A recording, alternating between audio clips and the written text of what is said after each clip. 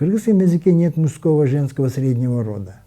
То есть он до матриархата, до патриархата был сложенный. В нем нет вот этого признака рода.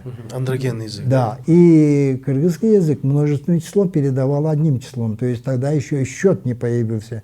Кыргызы говорят, ель кетип калды, не кетип калышты, в множественном числе не склоняется. Вот такой кыргызский язык. И пища, ет, süt, нан, аш, су и так далее. То есть этот язык древнейший. И еще один момент.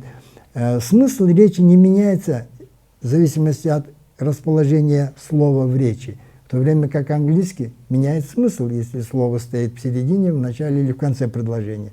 А кыргызский очень гибкий язык.